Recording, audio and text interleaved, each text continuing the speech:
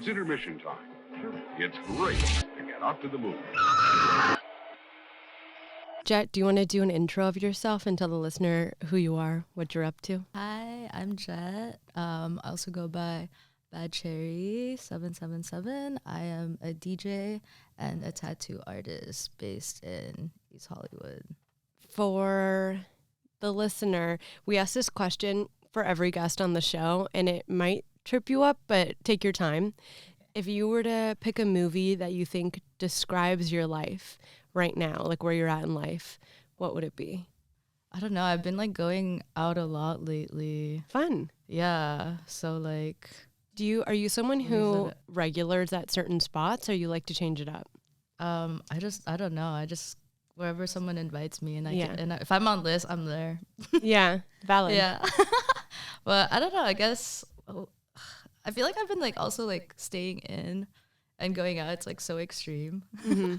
Like I'm always like either doing nothing at all or like Doing the like most. literally like going out like every night. Like I've been going out like every night this like whole week. I'm trying to think of like really intense like partying movies. I was thinking Climax. Yeah, it's fair. Just because like I've been like in a lot of like kind of like rave environments, and like I went to like this like performance art thing like earlier this week, and yeah, it kind of reminded me of that. What was the performance art? Like, what exactly were they doing? It was like a huge program that was like at Catch One for like the Performance Art Museum. Sweet. Yeah, but there's like a bunch of artists, and then there was like this one part where like the performance art was like a bunch of dancers, and then like they set it up like it was like a Vogue like runway where like people like the crowd was just like around, and there's like a group of dancers, and then like they were just like, you know, like they were all dancing, like someone was like someone was like DJing, and it was funny because like yeah, it reminded me of like Climax, you know, like the intro, like the longest intro in Climax, where they're like all just like dancing and like kind of like melting into each other. I love that. Yeah, it was like that. Do you feel like you're a harsh critic of DJs at events because you DJ? Hell no. Really? I'm only a critic to myself. Okay, that's yeah, sweet. Yeah. Because I know how hard it is, you know Yeah. what I mean?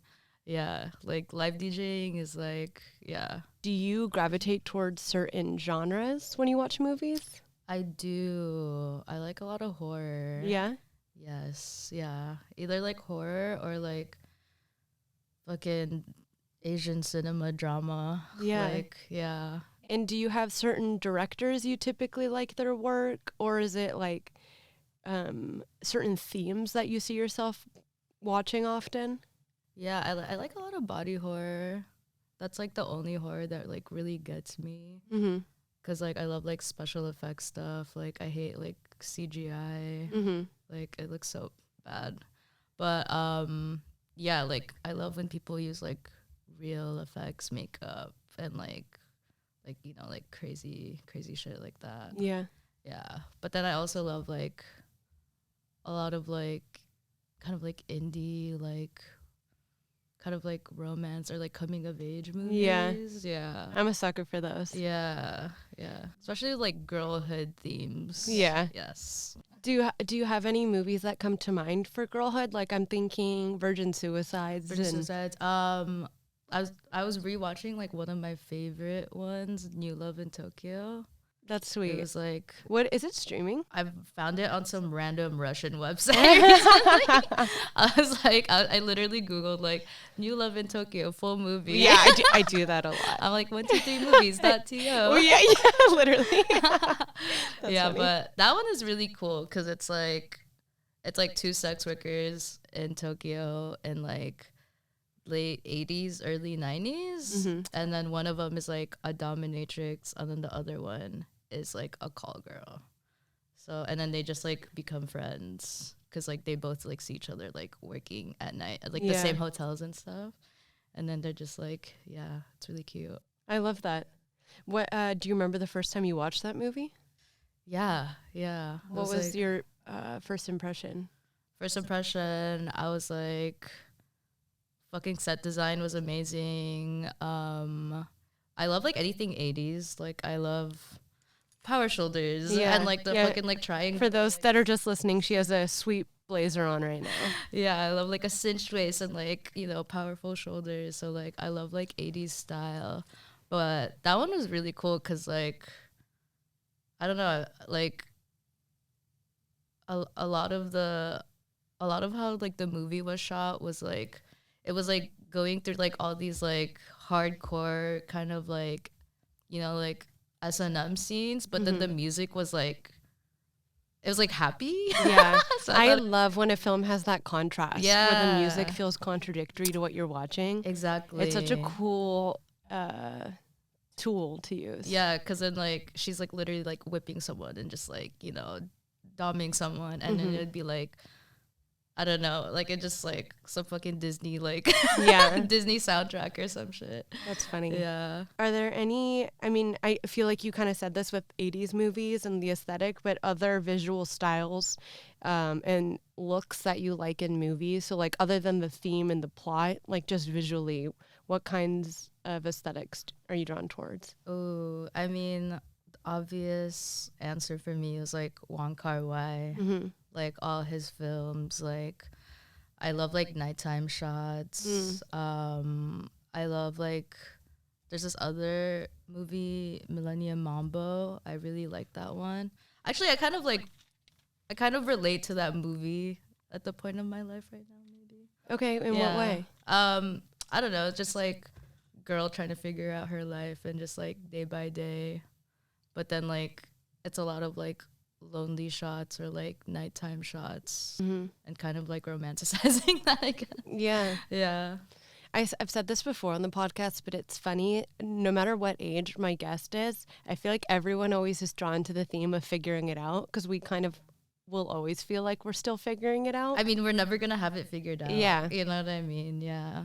No, that's nice. I love a nighttime shot as well. And it's interesting to see how different cinematographers do nighttime shots because like they could be backlit or it could be like very, very intentionally dark. Like, I don't know. There's so many ways to do a nighttime shot. Yeah. I like also like when people shoot nighttime shots where it's like by like the ocean or something. Yeah. And everything is like blue, I love that. Kind of hazy. silvery.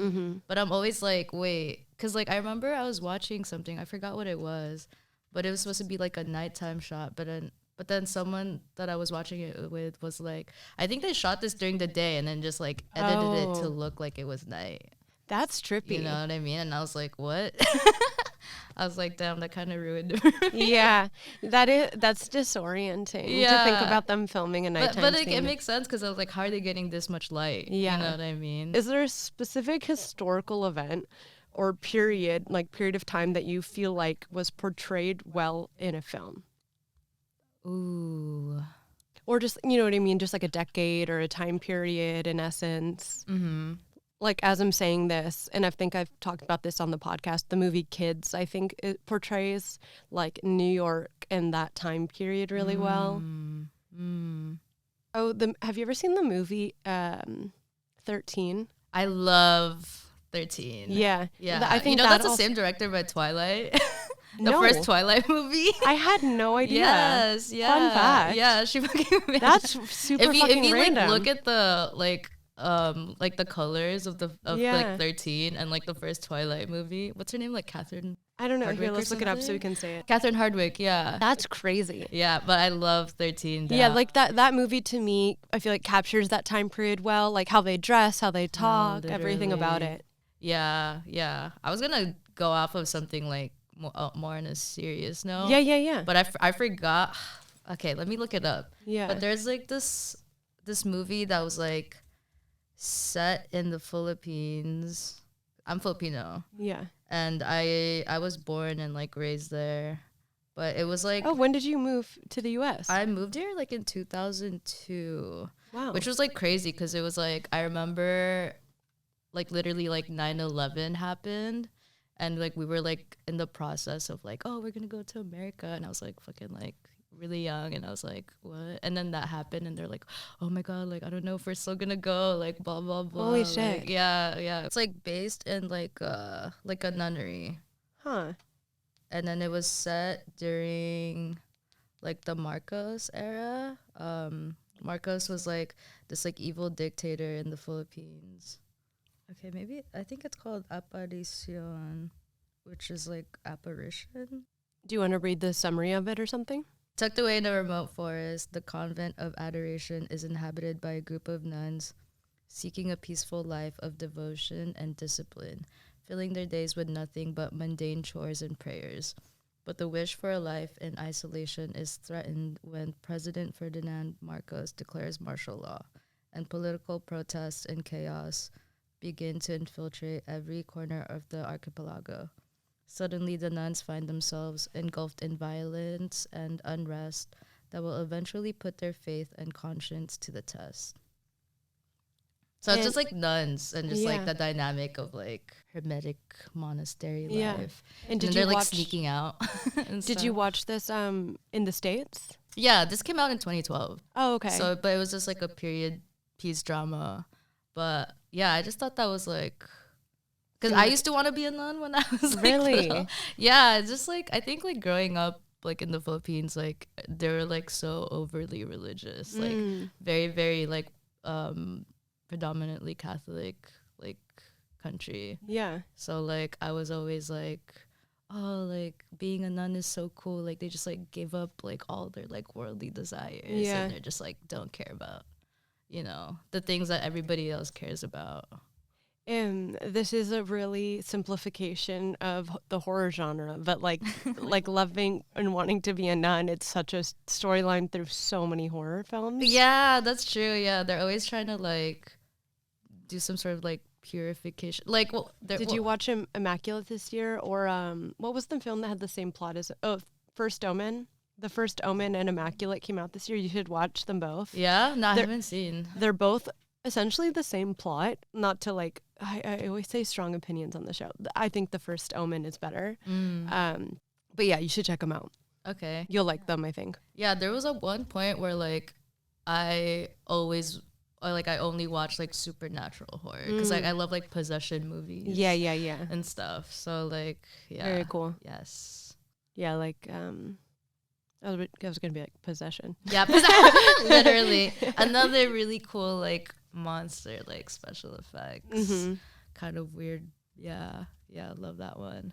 Okay, if you had to pick a film to introduce to someone who like never really got into watching movies, it's not like their cup of tea, what would be your introduction movie?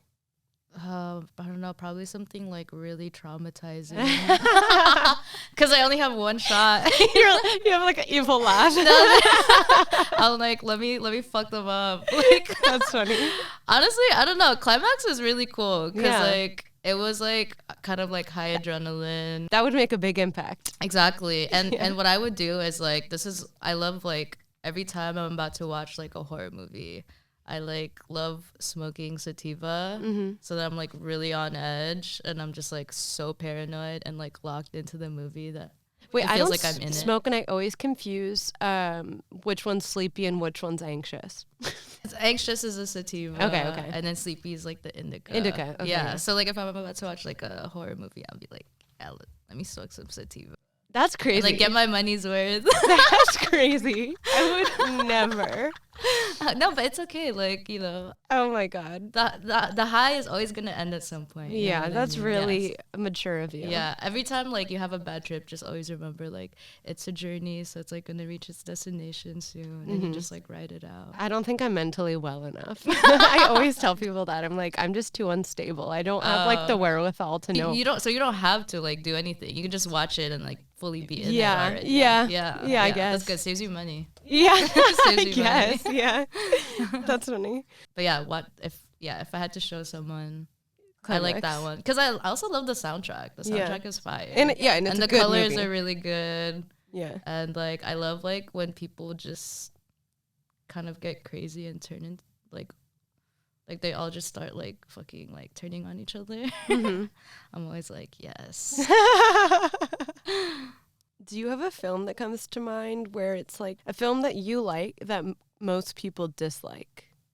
One that, at least while you're thinking, one that comes to mind for me that I did a rewatch this week. I had talked about it with a friend a week ago, and it reminded me that I wanted to rewatch, is Under the Silver Lake. It's kind of like an indie, I don't even know how to describe it. It's like a little bit funny. It has kind of like dramatic noir music, even though it's pretty low stakes. But it got pretty like not great reviews. Like I think on Rotten Tomatoes, it maybe got like a 50 something. And I typically agree often with the reviews, but I really like this movie. I rewatched it this week. It stars Andrew Garfield and Okay, that's so funny. yeah, it stars Riley Keough. Also, the girl who's the lead in that like kind of like Gen Z drama right now, Tell Me Lies. She's also in that movie. But anyways, so that's my answer is Under the Silver Lake. I think most people like didn't like it that much, but I really enjoy it. Oh, okay, I have one actually. What? The Boy. The Boy, wait, Yeah. I gotta look this up. It was like a stupid like horror movie Okay, let me from see. like, what is it, like 2000? Oh, I've never seen this. 2016. That little boy looks creepy. Oh, is it? He's like a doll. Yes. I've seen yes. this trailer. Yeah. And you okay, like it? I love this movie. 31% on Rotten Tomatoes. Exactly. I actually love this movie. I actually, you know what? This movie always comes up. You know, like those Instagram accounts. I guess the synagogue kind of, you kind of do this, but Yeah. when there'll just be movie clips on social Yes. media. So I've seen like clips of this movie a million times. Yeah, exactly. But like everybody's always like, yeah, I know about it, but like, Yeah, it but you looks like it. stupid, you know. But yeah, I'll for watch some it. reason, like I really liked it. I Yeah. thought it was like really funny. Cool. It was funny. Is it even supposed to be funny? No, but I feel like that's like the beauty of it. Like they've like it's so multidimensional. Yeah. They're like crossing genres. You know? That's funny. Yeah, I can't really get into it without like spoilers, but you should definitely. Okay, I'm watch gonna it. watch it. Yeah, because you're like, what the fuck is this? Like, you kind of already know where it's gonna go. Like, it's Yeah. very predictable, but Yeah. at the same time, you're like, this is so like, Like ridiculous. yeah. Okay. It's a doll, and you're like, he's like running around the house or some shit, and you're like, what the fuck? Okay, I'm excited. Do you have a movie that you feel like captures an emotion really well? An emotion or a feeling, and you're like, this movie really embodies that feeling. This one, I feel like it's so funny. I feel like I talk about the same movies all the time. I mean, I think every guest probably Yeah. has like, you know, it's like a bag of like 15, and it's like these. are Yeah, the, and I'm just yeah. like, I've seen so many, but like That's going what's back fun. to like, Yeah, you whatever. know, like my core. You're tried and true. Yeah, exactly. Okay, like Parasite. Yeah. Parasite was like really, really cool. Like I remember watching that for the first time, and like the part where like, you know, like their house gets flooded and they like have to like, they're like evacuated and they're like staying like at some like public like school, like in a gym or something. It's like with like the rest of like the all the community. poor residents of the community. Yeah. And then they're just like, oh, what are we gonna do now? And then they're just like, oh, the best plan is no plan. And like for some reason that like really hit me and like it scared me because I was like, wait, is this how I live my life? Like, am I like best plan is no plan? Like, am I just like day by day taking life and like have no like goals or like have like very like short sighted like I think- goals and so and like kind of like I had like a what do you call it? Epiphany? No, more of like an existential crisis. Oh, I don't think that's Yes. a bad way to live. Yeah. I think that I'm kind of similar. I'm not like Yeah. a big like life goal person or like a 10-year plan. I'm really Yeah. day to day. Yeah. I think people that live day to day are happier. They are happy. I do agree with that. I am happier because like I don't There's no I like feel like I've like stress. let go and like try not to control like too many things. Yeah. And like I accept a lot of things. Yeah. But then I'm also like, oh my God, like I don't know, that just freaked me out because I was like, How damn, I funny don't want to that end up in the resonated. streets. Yeah. You know what I mean? Yeah. Yeah, but I feel like I'm also blessed, like, and like, you know, just if you just believe in things like and be a good person, like I do think that good things will come to you. Agreed. Somehow like the universe has your back, you know. Yeah. That's a good answer. That one. And then another movie also comes to mind. It's this film from the 90s, and it's like set in Hong Kong. I think it's called Comrades, a love story. Look it up. I forget it, but it's Maggie Chung is in it, and she's obviously hot, gorgeous, love her, like bad bitch. Oh yeah, Comrades, almost a love story. It was like 1996. Yeah, that movie was really cool because it's like this couple, and like it's like throughout the years, and then they kind of just like miss each other, like, but then they like reconnect, and like it's like this like flow and ebb of like their relationship. And it like I feel like that like the yearning or like star-crossed lovers type of like thing I love, like, and like Asian cinema is like so good at like edging, like they're like, it's like for romance, they're just like, yes, like you guys are like never gonna fucking like, you know what I mean, like, or like it's like, for sure. or even like K-dramas, which I love, like they're always just like, it's like 10 episodes and then like finally like hold hands. You know, like, so I love shit like that because it's like really building everything up. Yeah. You know? Yeah. That's a great answer. Well, that transitions perfectly. I have a segment that I wanted to talk to you, a focus on Asian cinema. What are your favorite film? I guess this is so generic. Where would people start if they want to get into Asian films? Like, what I don't know if there's like necessarily a streaming service that has like most of the directors or movies you like, or even if some standout movies come to you. You've said a couple. Yeah, I mean any of the Wong Kar-wai movies I love. Also like, what's his name, Takashi Miike, he's like this Japanese director, and he's like made so many different types of movies, but he's also made like some like super crazy ones, like Itchy the Killer was really cool. Also love like, you know, like Korean ones, like obviously like Park Chan-wook, Fire, like so good. Yeah, I feel like when I first started getting into movies, I would like watch one movie, and then if I like really really loved it, I would like check out like what else that director did, and then like if they like wrote other movies and like didn't direct it or whatever, and then that's how I would kind of like look into like, yeah, that's a smart way to learn. I think it's just like, it's kind of like being a DJ. You're just like, what else did this other person make, you know what I mean? And that's just how you like find new music as well, going down the rabbit hole. You're like digging through the crates and stuff. Do you think culture plays a bigger role in the films, in Asian films, compared to the rest of the world? Definitely. I feel like culture's so integrated into the plot.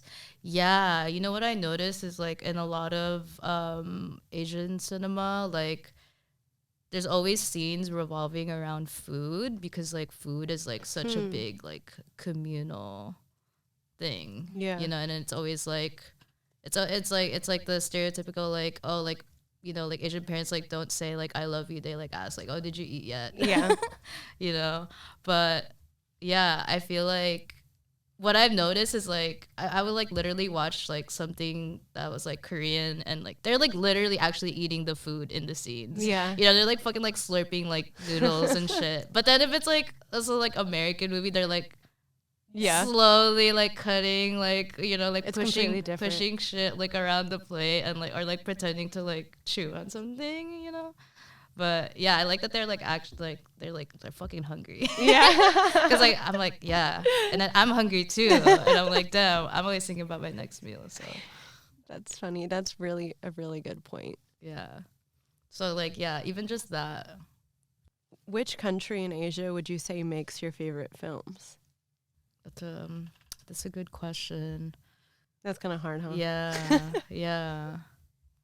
You don't have to answer that if you don't want to. No, it just depends on like my mood, honestly. Or like sometimes I go into like, oh, like I want to watch like a bunch of like almost like Bollywood movies. Like I get into like like I love like how big like the production is and stuff like in movies like that. Like there's one called oh Kuch Kuch Hota Hai, yeah. Like that movie is like 1998.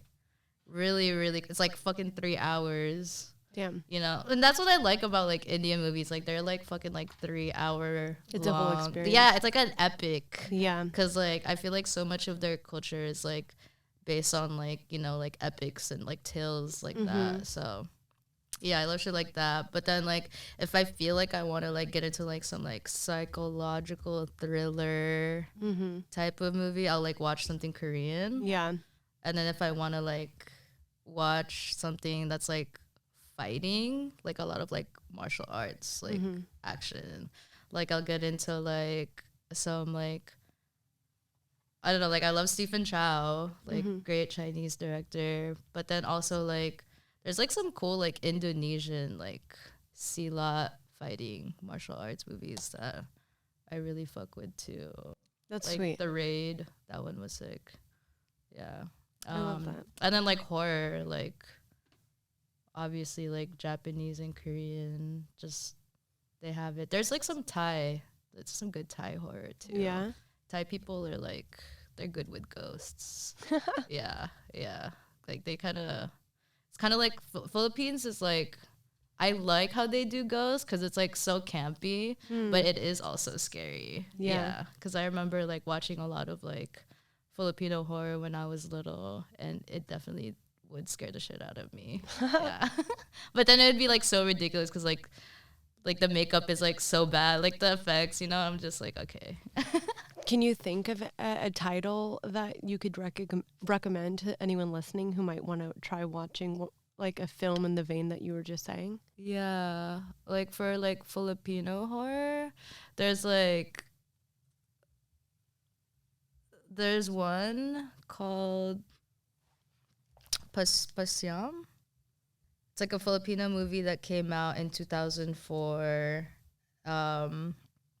But the synopsis is this. So, after their mother's death, a group of siblings gather together in their family home for Pasiam, a 9-day prayer for the dead. They soon realize that her death might have been caused by a malevolent force in the home instead of natural causes. Oh, wow. Yeah. So that one's really cool because like the Philippines is like so, like I said, it's like so religious. So they have like all these like rituals, you know, especially when it comes to like people dying, stuff like that. So yeah, like the 9-day prayer, like that shit's fucking crazy.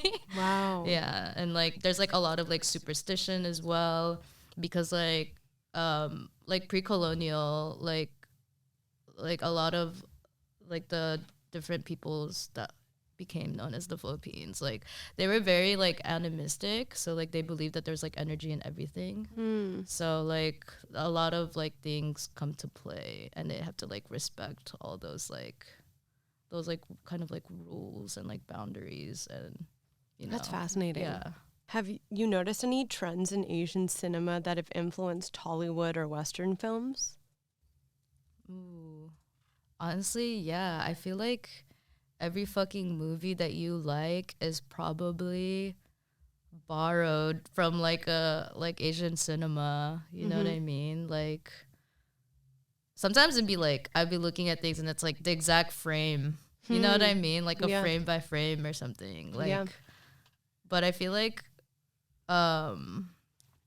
this was a movie that I think you guys did like a podcast on it recently. Perfect Blue. Yeah, I knew you were gonna say yes, that. yeah. Like that's in like so many like Western movies. Like yeah. that shit influenced like so many things. Like Black Swan. Yeah. It's like literally like sometimes there'd be like scenes that are like exactly just like that. Exactly. You know? Yeah, that's a great example. So it's funny because it's like animated, you know? And I think like what's funny is that like in Asia, like animation isn't like restricted to just for kids.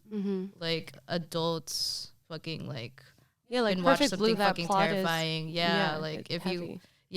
or like even like growing up, like I saw like Ninja Scroll, which is like this like other like old anime movie, and like a lot of like really fucked up themes. That's like you would never like let it. But then because like maybe my parents were like, oh, it's a cartoon, like we'll let her watch it, and I was like, what the fuck, traumatized. That's funny. I kind of touched on this, but like when I asked about culture being prevalent in Asian films, and so I wrote a list of some movies that I felt are Asian films about being Asian, and I wanted to see what comes to mind first for you with that, like some movie examples, and then I'll tell you some of the ones I wrote. Okay. Or I could give you an example, like obviously Joylet Club. I have on here. I've actually never seen that. Really? I just know about it. I had to read and watch it. Yeah, in school? Yeah, in school. Yes, yeah. I think in elementary school? Yeah, something like early age. No, middle school, I think, yeah. And then like I have Minari on here. Did you ever see Minari? No, I didn't watch that either. It's an A24 movie. Yeah, it's the one with what's his name from Walking Dead? Oh fuck, I don't know his name. Stephen Young. Yeah. Yes. Directed by Lee Isaac Chung. Yeah. It's about a Korean American family in rural Arkansas. It's really good. Yeah, I need to watch that. My mom was like, "Oh, did you watch Minari yet?" Did your mom see it? Yeah. Aww. And I was like, "No, did you?" And she was like, "It's so sad." It's really sad. And I was like, "Okay, like I love watching sad movies. Like Yeah. I love crying in movies." So. Some other ones I wrote, The Farewell, which is based on a true story, directed by Lulu Wang. It's the lead. Oh, that's the one with what's her name? The rapper Aquafina. Yeah. Yeah. That was on my list. Yeah, I feel like I have my qualms about her. Yeah, a lot of people do. I know. I wasn't sure if you wanted to say. Yeah. Yeah. So like, I feel like when she's in something, I'm just like, ugh, like I have Indifferent. like my reservations. I'm like, Yeah. do I want to watch something where she's like doing something that pisses me off? Yeah, I've heard that. Yeah, because like I feel like a lot for me is like I can't watch something if there's like an actor or like something that I don't like if it's not visually like appealing to me, like I can't watch like ugly anime. Like I can't. I'm That's like funny. They need to be cunty. They need to like look really cool, and then I'll watch it. Yeah. I have 30 movies on here actually that I haven't seen any of these. So I'm curious if you've seen them. First, Better Luck Tomorrow. It's by Justin Lin. It's a teen drama of Asian American high school students who get involved in petty crime. Then I have Rashomon. Rashomon? Yeah. Oh, are being Asian or Asian American? Because like That's so different. That's so You know what I true. mean? I would Like- say looking through this, these are mostly Asian American stories. Yeah. Right? Because Joylet Club and Arnie. Right. Yeah, these are all Asian American stories. Yeah. That's such a good point. Yeah, 'cause, that's like, completely separate It's things. so different. Yeah. You know what I mean? Like growing up, and even for me, like because like I wasn't born here, but then Yeah. I did immigrate here when I was like so young. So like when people ask me like where I'm from, I'm always like, oh, I'm from the Philippines, because like I was born and like Yeah. did grow up there. But then like I haven't like lived there for like for like 9 years. So like I don't know. It's I always feel like I'm like in this like middle zone. Like I was like like living in the diaspora and stuff, but then like also like not being like American enough, or like Yeah. not being in touch with my Filipino roots as Yeah. much anymore, so it's like a lot of like I think most, I would say people that are like either immigrants, transplants, or people that are mixed of anything have this Yeah. like weird, like what is my life experience? My sister and I are like, our mom's from Chile. Their whole family, my mom, all her siblings, like her entire family came to the States when she was in high school. And but all my like primos are both Chilean parents, and me and my sister are the only ones with like a white dad. And I always feel like we are so white. Like every party, especially even how like we do talk. they guys call you white? Yeah, they're we're always so like- white. yeah. And we went to like, me and my sister went to, I don't know, like private school growing up. I just think we're like so white. Yeah. And we'll like hang out with our cousins, and their Spanish is better than ours. Yeah. Like they just like the culture is more in their home. Right. Yeah, I always feel I love saying that I'm Chilean, but I'm like, if I were to be with Chileans, they'd be like, you're so white. They're like, you're not. Yeah. No, but then again, if you go to Chile, they'd be like, nah, you're Chilean. Yeah, You know what yeah. I mean? Like, it's in your blood. Yeah. Like, you know. Yeah, it's like always interesting. Definitely. Okay, and then you've touched on so many. I also just wrote some movies that are notable films by Asian directors. So like In the Mood for Love, which we will be talking about still. Yeah. Crouching Tiger, Hidden Dragon, of course. Oh my God, that's like one of my favorite like romance movies. Yeah, everybody in that movie is like so hot. Also, like, and I just like We love eye candy. Yes, exactly. Also, like, one of my favorite dreams is like when I feel like I'm like flying, but I'm like jumping from like rooftop to rooftop or like treetop to treetop. And That's I feel beautiful. like in that movie, that's like what they do because they're like fighting through like the bamboo forest and stuff.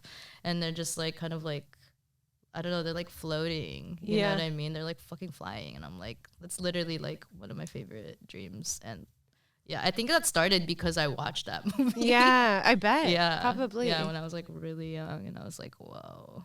I love that. I love that being a reoccurring dream. That feels like a really freeing feeling. Yeah, it's either that one or like my other reoccurring dream is like my teeth falling out. Yeah, I have that a lot. It's a stress dream. Yeah, so when I watched The Substance, people were like, oh yeah, and like they're like so fucking grossed out by that scene. I was like, this is literally my dream. Yeah. I dream about this like multiple times. I was like, I like started having that dream this year multiple times, and then I Googled it and I was it's like, an anxiety dream. yeah, I'm like, how weird that like everyone, like that's like a dream a lot of people have. It's so strange. Yeah, it's fucking crazy. Yeah, but it like the difference is like in my dream, I'm like, because in the movie she was like fucking yanking that shit. I was like, what are you doing? In my dream, I'm like trying to put it back. Yeah, I'm it's not freaking out. working. I'm freaking out. I'm like, no. Literally. Yeah, and I get so scared because my mom is a dentist. Okay, so like funny. I know she's like in the movie, I'm like, oh fuck, like I'm in so much deep shit. Like she's gonna be so mad at me because like I'm not taking care of my teeth and they're falling out.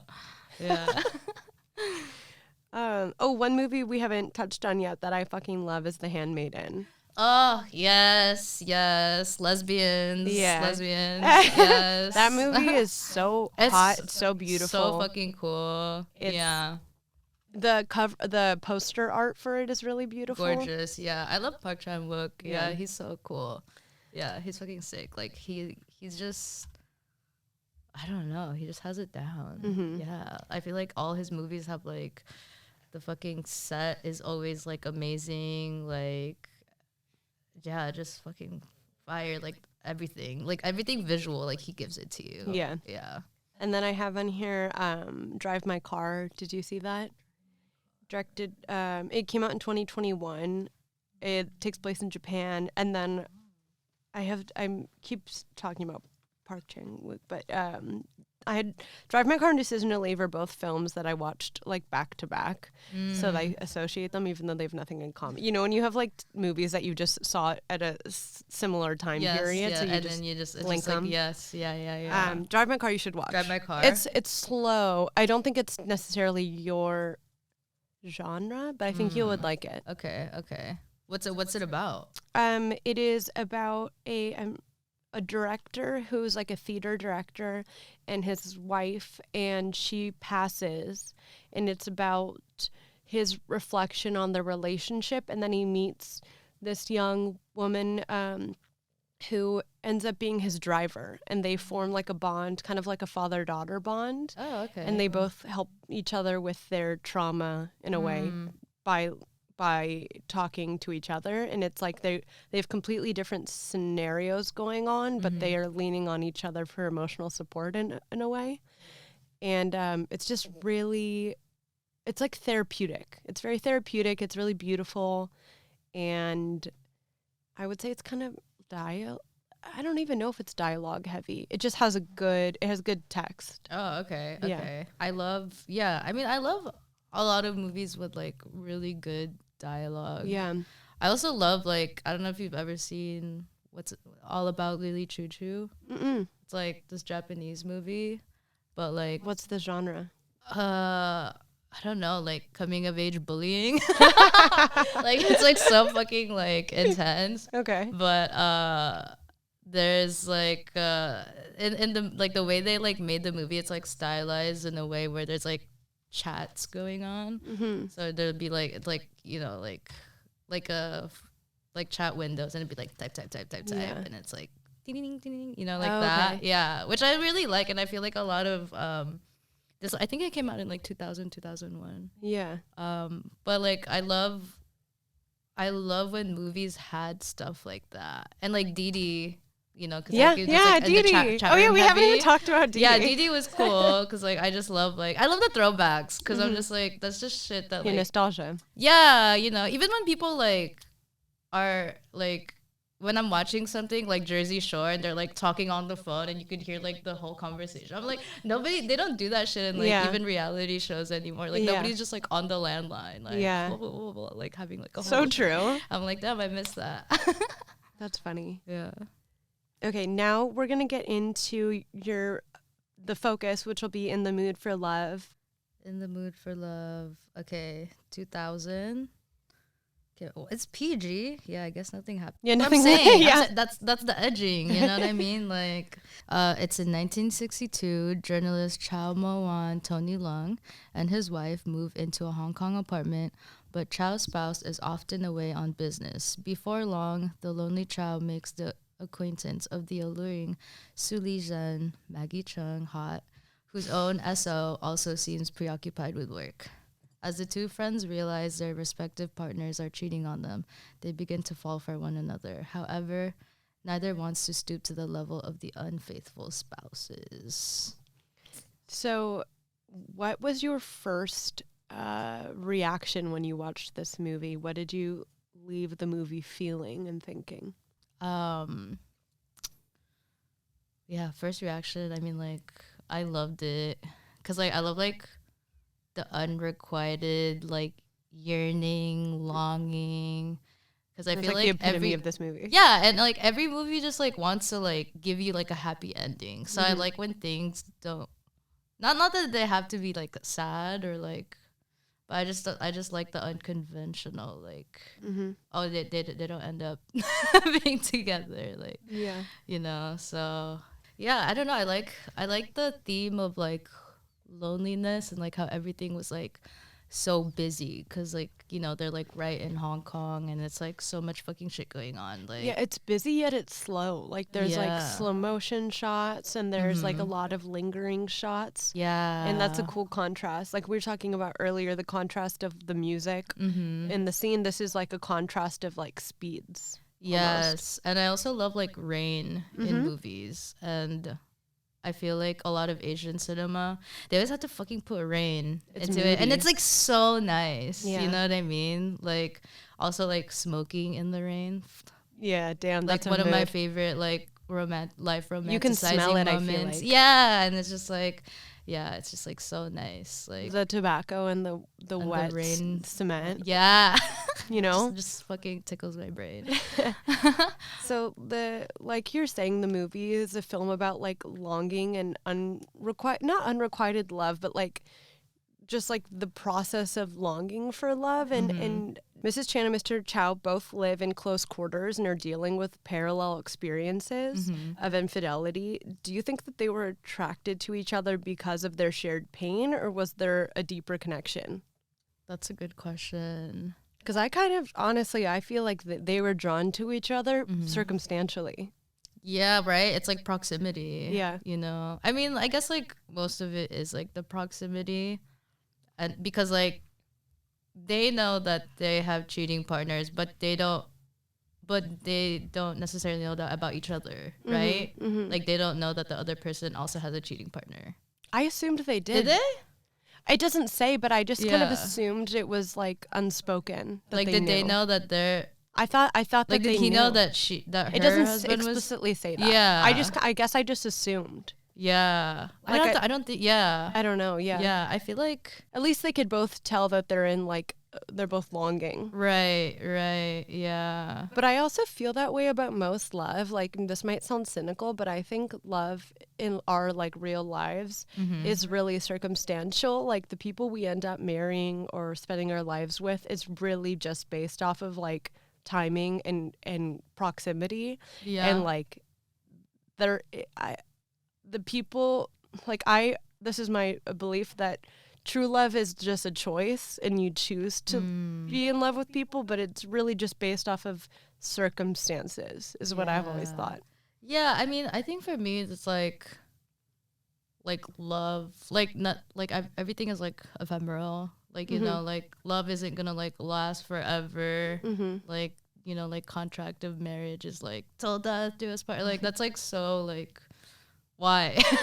You know what I mean? Like it's like things like end at some point, you know? And like I feel like their marriages like were ending. I'm like they should have just like end and then they could get together. Yeah, so you know what I mean? yeah, that goes into my next question is like do you think Mr. Chow and Mrs. Chow were right to not act on their feelings, or should they have just like truly had their own affair as well together?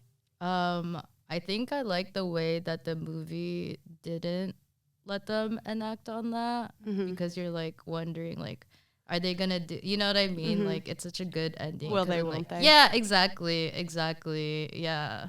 So I like that it like doesn't like give away anything or like cement anything. I wonder if know it what I also makes them feel any more superior by like morally superior. Oh, like an ego thing. Yeah, by like, not acting on that. I don't know. Yeah. I mean, I also, I like that they didn't act on it as well, because like, I like the restraint, like the restraint where they're like, no. Yeah. They're like, no.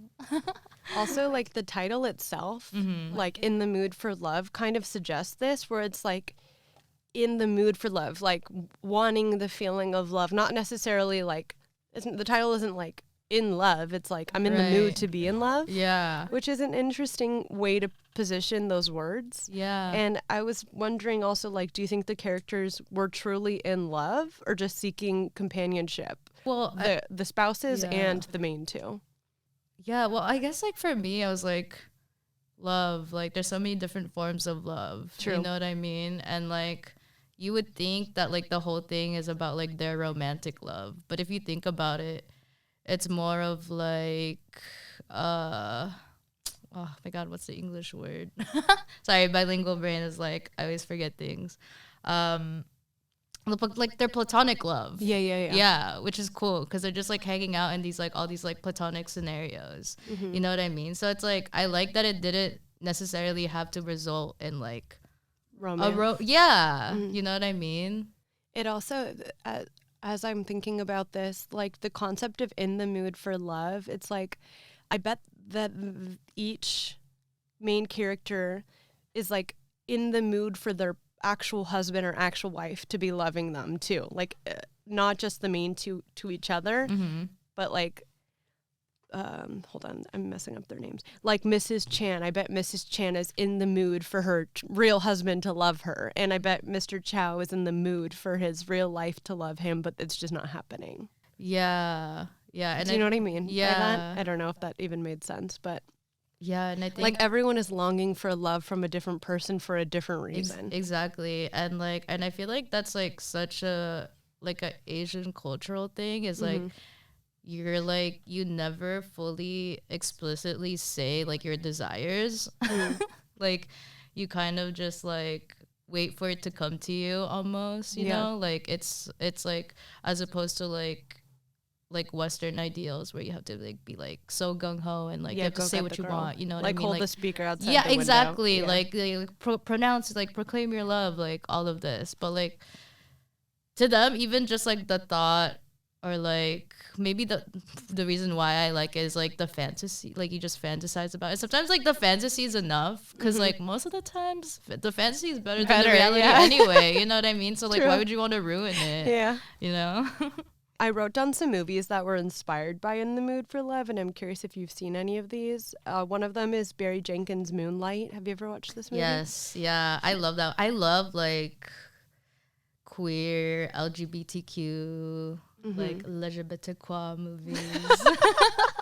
Like obviously like I'm queer, so like I love like the representation and like I love like seeing like the dynamics of like when people like aren't just like cishet, you know, because there's like so many other things that come to play, and I feel like it's more of like almost like a like the love is like spiritual and not so like body heavy. I don't know, like so Moonlight's an incredible movie. I liked that's actually maybe my answer for a movie I would have someone watch if they, you know, what I asked you earlier, if it, like in yours was climax, I think I would say Moonlight. I really love that movie. Another movie that was inspired was Damien Chazelle's La La Land, which is funny, I wouldn't even think that, but I guess that was inspired by that. Oh, sorry, he was inspired by In the Mood for Love. Right. Okay, but it's so different. I hated that movie. I'm sorry, but like, I hate that like Hollywood. It's probably like corny to you. Yeah. And I don't like hate musicals. Like I love musicals. Like I fucking love Moulin Rouge. You know. Yeah, like, I love Moulin Rouge. Exactly. Another Handmaiden apparently. He, like, not specifically, like, Park Chan-wook never specifically said In the Mood for Love was an inspiration for The Handmaiden, but I guess he just said, like, Wong Kar-wai is an influence just in general. Yeah, that's amazing. That's so cool. And then the last one I found online was Sofia Coppola's Lost in Translation. Also, she hasn't publicly said that this movie was an inspiration, but, like, critics have, like, tied comparisons. I could see that. Yeah.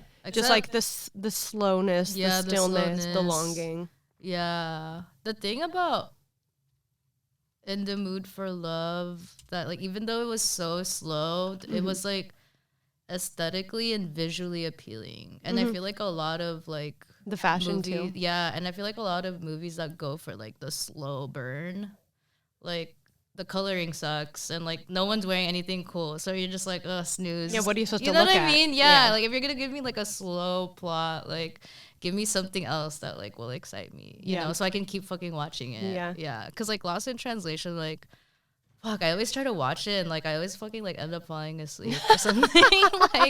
like I never fucking fully finish it, like because it's just like, you know. No, I get it. That's that's actually something I wrote down, was that In the Mood for Love has like a really good use of colors of reds, greens, warm tones in the film. Like the color palette of the film is gorgeous. So pretty. It's like he like shot everything on like Ektachrome, like all the greens and the reds like really pop. Okay, I'm gonna say some Wong Kar-wai films and you tell me like how, well, first of all, like maybe you haven't seen all these, I don't know, but maybe like rank them if you can. Okay. So In the Mood for Love, Chungking Express, Fallen Angels. I'm like going like this, like I'm like bullets. Fallen Angels, Happy Together, 2046, Days of Being Wild. Okay, so Happy Together, I think that's my top. Oh, really? It's that and Fallen Angels is like, those are like kind of tied. Why are they like immediate top? I would say like Happy Together, like it was, I really love the soundtrack of that one. Like they have that one song that they're always playing. Who the fuck is it's like some like rock song. I don't know. Fuck. It's like, but they play it like numerous times in the movie. But then they also have like that Grace Jones song that I really like. I do love, I don't know if there's a term for that, but I do love when movies have like callback songs that are carried throughout. Yeah, it just like really like, I don't know, like you're like constantly reminded of like what the movie is. Yeah, it ties it together. Exactly. Yeah, it's like the continuity of the movie. Yeah, continuity. That's a good word. I really liked Happy Together because it was like the ups and downs of like their relationship, and it's like two gay men and they're like both in, I think it's like Argentina. Was it Argentina? Yeah, I think it was. Yeah, because they like do like the tango and stuff. And it's like in the 90s. So I'm just like, okay, like they're two Asian men in Argentina in the 90s. And they're like, yeah, like that was really cool. Yeah, it was just like tumultuous and like so dramatic. Like how they expressed their love. And it's kind of like completely opposite from like In the Mood for Love, where like nothing was like expressed really, you know? So like I like how how much they went for it in that Cool. one. Yeah, it was really fulfilling. And then Fallen Angels, I just love that movie, like, stylistically. It's like I think it's always like everything in people's about mood it. boards and Literally, I'm Yeah. just like, damn, is it played out? I hate it now. Like, maybe I'm like happy together my number one, because I don't want to be like everyone else and like make that my number one. I'll put that at number 2. stuff. That's funny. Yeah, but I fucking love Fallen Angels. What's his name? Are you saying Takashi Kantaro, number 1 crush right Aw. there. He's so hot. I love him. Yeah. I just love also like Wong Kar-wai always like shoots in these like super cramped small spaces, but like the fucking angles are so crazy that the room looks big. Yeah. You know, and like I love that he does stuff like that. And it's like, and it's always like he never shoots in like glamorous places, but they kind of look glamorous Yeah. in a way. Like in Happy Together, like they like live in like a fucking rundown apartment, and I'm like, damn, I want to live there. Like Yeah. it looks pretty to me, because Yeah. like just the way they like decorate it like looks cool, but you can tell it's like some fucking low income housing or some shit. Yeah. But it just like That's an looks- interesting point. Yeah, it looks like really nice and like lived in.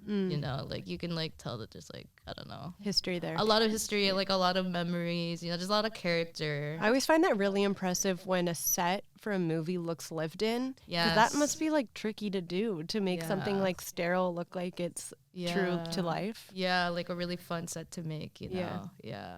Oh no, you have Chungking Express 2046 Yeah. and Days of Being Wild. 3 is Chungking Express. 4 is In the Mood for Love.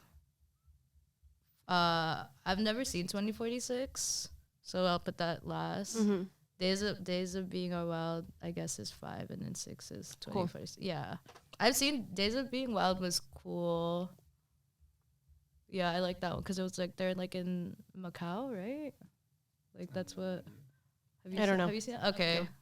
I thought it was cool because like there was something about like they like tied in like the Philippines or something, or like Oh, cool. So it's, yeah. it So I was like, resonates. oh, sick. Okay, Love that. Philippines, we up. But yeah, Well, I had a great time having you on the show. I hope you had fun. I did have fun. Thank Good. you. No one's really like picked my brain about movies, so Fun, good.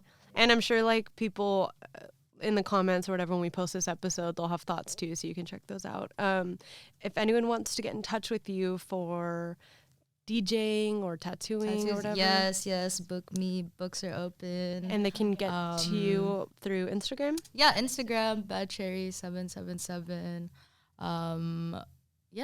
Yeah, just hit me up on there. Sweet. I don't know, ask me for a movie reg. Yeah, I love that. They should. Yeah.